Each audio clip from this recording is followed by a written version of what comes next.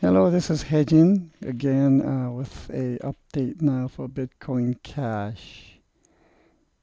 I hope you guys are all enjoying your weekend so far.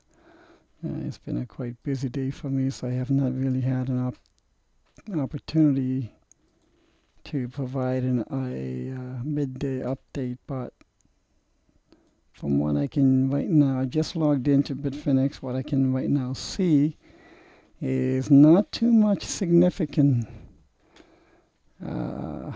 activity has taken place. But here is an update. I'm going to remove these lines so we can see the price bars more accurately. Last time we had discussed this potential head and shoulders pattern, and we even measured the minimum potential target 1 to be approximately somewhere around 600, which is fine. But given the additional developments, let me just clear up all the other prior markings. A lot of times I like to keep everything off the graph, all the markings, labels, wave numbers, pattern indicators, because it'll give me a cleaner slate to look at. Because the way I do it is I just look at it for a little while and see what could be discerned. So this is 15 minutes. Let's go to the 5-minute indication.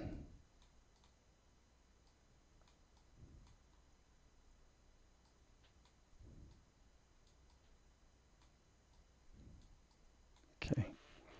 So let's see if we can do a quick count.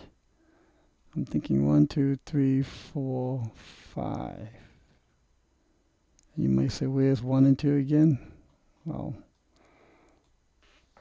in a 5-minute indicator, I'm looking at 1, 2, 3, 4, and 5. And you might think, well, isn't 5 supposed to be a 5-wave impulse? Well, yes and no. So let's take it one step at a time.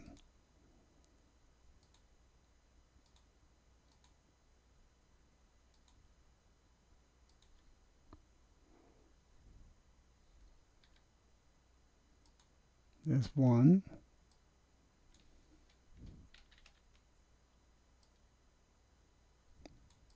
2. So with 1 and 2, what are the rules? 2, the bottom of 2 cannot exceed the bottom of 1. Okay, check. 3, what's the rule for wave number 3? Rule for wave number 3 is that it cannot be the shortest. Well, 1 and 2 are definitely so far shorter than 3. So for now, it meets. Notice how the rule for wave 3 doesn't say that it has to be the longest. Just cannot be the shortest. In the stocks, in equities, wave 3 is the longest usually, and thus the extended wave most often. That is a goodly number of times the case for cryptos, but more often than not, wave 5s on a daily basis extended. But on a sub-daily basis on cryptos, I'm not seeing too many wave 5s extended, which is very interesting to me. So here's wave 1, 2, and 3, and then after that will come wave 4. And this wave 4 will be placed here. What is the rule for wave 4?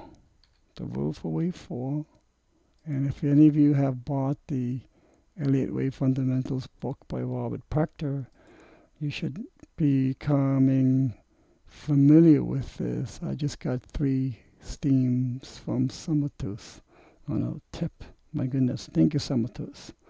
Really, really appreciate it.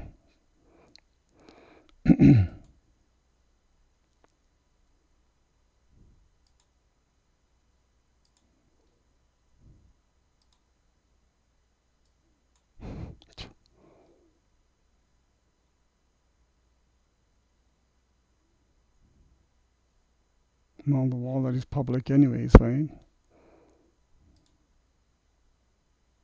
So, 1, 2, 3, 4. And 5 will be where? Where do you think 5 goes? 5 goes...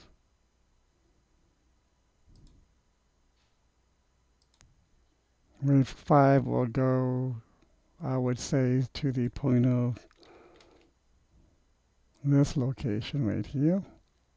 And you might think, well, how does that work? Because I don't really see an impulsive. How can this be impulsive? Well, it doesn't have to be in this case, because what you have to look at is a pattern called ABCDE triangle. So I can say A, B, C, D, and E. And that will be valid as a ending wave 5 triangle. How will I label that? Very simple. A, let's make that red. B,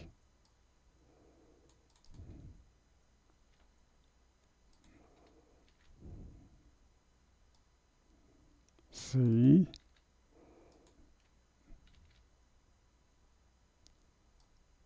D, E.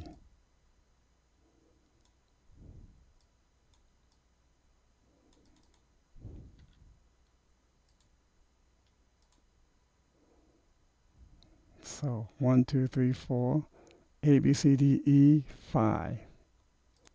So look at here. What I just counted to you, 1, 2, 3, 4, A, B, C, D, E, or rather 1, 2, 3, 4, 5, is called an ending diagonal. And this ending diagonal is very fit for wave 5s. And you can see all these wiggles and dashes going up of threes. So 1, 2, 3, 4, 5. I was calling it A, B, C, D, E. So 1, 2, 3, 4, A, B, C, D, E, 5. And it's been correcting. So from here, after 5 waves, what do you get? The Elliott wave states, after 5-wave impulse, you get a 3-wave retrace. So A, B, C, call that A of the retrace.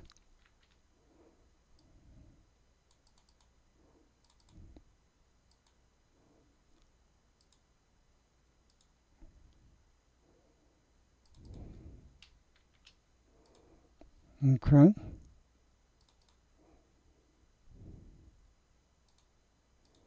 How would you count the rest? So A, B, C, A. And for here,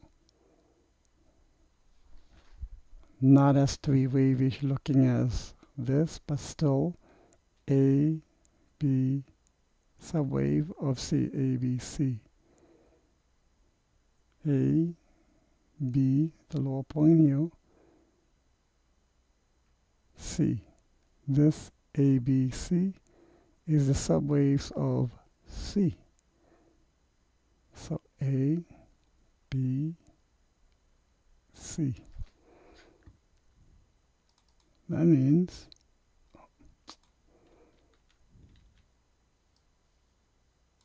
this ABC makes B. And this has become a complex correction. Not as neat as what it would look like on a three-wave typical ABC. And if that's the case, A, B, then C down could be expected to be next. And that down is in the realm of wave 4. But since wave A goes to here, it has to be below there. So I'm going to bring it to approximately here for C. For me, wave C usually in cryptos have been retracing to previous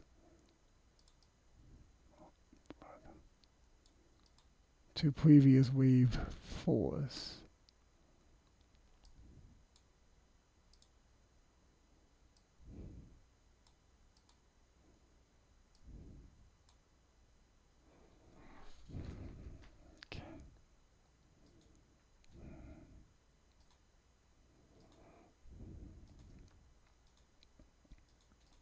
Right? So this, when prices look very messy like this, a lot of wiggles up and down, overlaps, lots of chops is what I call a chop. Price is just chopping around, chop, chop, chop. When it's not as clean, straight lines like this, it's really chopping out a complex pattern. So when I saw this chop, I was like, that cannot just be an impulse. 1, 2, 3, 4, 5. It's got to be something more than that, which is why I came up with the ABCDE. This is an ending diagonal. If you draw a triangle like this, that's trend lines. Okay, see how it becomes a triangle? This is an ending diagonal, like so. Bring this down a little bit. So that's just for the people who are new to Elliott waves and wanting just a little more iteration and reviews. Let's review this. 1, 2, 3, 4. Ending diagonal has 1, A, B, C, D, E. 5 components, subwaves, to make up the final wave 5. Quite often wave 5s can be a diagonal, and that's why they call it an ending diagonal. And then after 5 waves, there's an ABC correction.